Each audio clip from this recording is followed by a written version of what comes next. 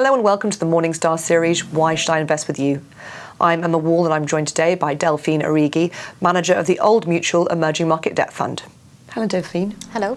So you have a very broad remit, but I thought for the purposes of today, we could focus on Latin America because there is a lot to talk about in the region, Absolutely. Not least that there has been significant political change over the last couple of years.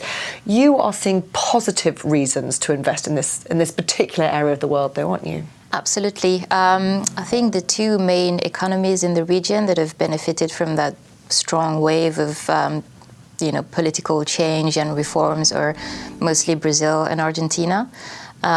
Despite the political scandal that we've seen in Brazil with the current president Michel Temer in the summer, it's still been able to pass a lot of the structural reforms that the country needs, and this in return has also helped to boost growth in a more sustainable manner.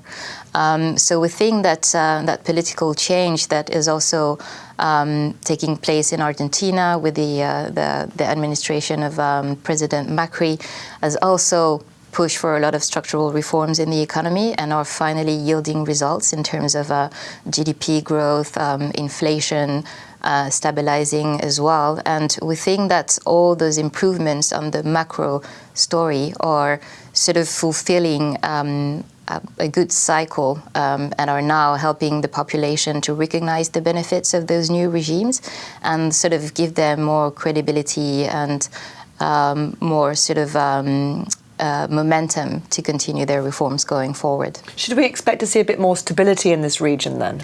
That's definitely what we hope. We have presidential elections again in Brazil next year. And the consensus so far is that because growth has been much better than expected, inflation has also come down to historic lows, below 3%, which is kind of unprecedented for Brazil. So we're now seeing a sort of receding momentum for more extremist candidates. We've seen former President Lula, for example, that has lost a lot of support. He also has his own political scandal of corruption. But beyond that, we've seen that even in the north, where he used to have his traditional stronghold, is receded a lot, and we think that he will not even be able to present himself and run for the campaign next year. And how threatened is Latin America by the protectionist stance that the US and not Donald Trump are taking? Well, we think the issue is particularly important to Mexico. As we know, there's a renegotiation of the NAFTA agreements. We don't necessarily expect some contagion to the rest of the region, where trades within Latin America remains fairly strong.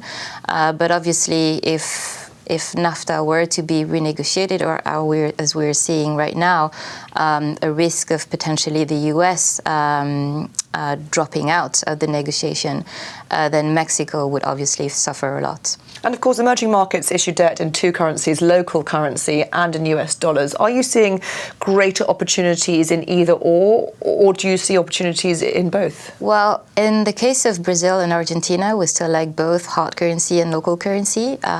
Like I was saying, inflation is been anchored at very low levels in Brazil, and we think that this is not yet reflected in the local yield. Part of this is due to the still sort of political uncertainty and the fiscal outlook getting into next year, but we think there is an opportunity there. In Argentina, we're still looking at very high real rates locally because inflation is still very high, and the central bank could eventually hike rates again before year-end to try to continue tame the inflation outlook there. In Mexico, it's a slightly different story. Inflation has finally peaked in the summer, and we think that yields are fairly attractive at those levels. But again, because of the uncertainty around the NAFTA talks, we're kind of a wait-and-see mode at the moment for the local rates in Mexico. We do like the hard currency. Again, we expect some kind of near-term volatility, but we think once we're beyond the NAFTA renegotiation, that would certainly be a good opportunity. Delphine, thank you very much. Thank you. This is Emma Wall for Morningstar. Thank you for watching.